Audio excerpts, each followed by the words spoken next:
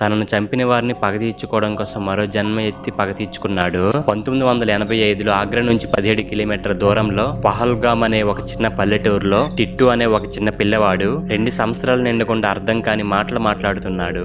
ఏ తల్లిదండ్రులకైనా చిన్నపిల్లలు మాట్లాడుతుంటే ఆనందంగానే ఉంటుంది, కానీ టిట్టు ఏం మాట్లాడుతున్నాడో తెలుసా? టిట్టు చిత్ర విచిత్ర మాటలు మాట్లాడుతున్నాడు. మా నాన్నకు చెప్పండి మా భార్య పిల్లల్ని బాగా చూసుకోమని. నాకు ఇక్కడ బాగానే చూసుకుంటున్నారు, 3 పూట్ల తిండి పెడుతున్నారు, కానీ నా కుటుంబాన్ని చూస్తుంటే నాకు చాలా బాధగా ఉందని చెప్పేసి మాట్లాడుతున్నాడు. ఇలా మాట్లాడడం వల్ల టిట్టు వాళ్ళ ఫ్యామిలీ చాలా భయపడుతున్నారు. వాళ్ళ అమ్మకి ఒక రోజు డౌట్ వచ్చి అడిగింది, నువ్వు ఎవరి గురించి మాట్లాడుతున్నావని. అప్పుడు టిట్టు, మీరు నా నిజమైన తల్లిదండ్రులు కాదు అని, నా నిజమైన తల్లిదండ్రులు ఆగ్రాలో ఉన్నారని సడన్ గా ఏడవడం స్టార్ట్ చేశాడు. టిట్టు వాళ్ళ అమ్మ నాన్నకి చిన్నతనంలో చేసే మారంలా అనిపించింది, అందువలన దాని గురించి అసలు పట్టించుకోలేదు. 1988 టిట్టుకు 5 సంవత్సరాలు రావడంతో ఈ విషయాల గురించి ఎక్కువగా మాట్లాడేవాడు. తన అసలు పేరు సురేష్ వర్మ అని, తనకి ఉమా అనే అమ్మాయితో పెళ్ళయిందని, వాళ్ళకి 2 పిల్లలు ఓము సోము అని, వాళ్ళ పూర్తి పేరు అడ్రస్ తో సహా చెప్పడం స్టార్ట్ చేశాడు.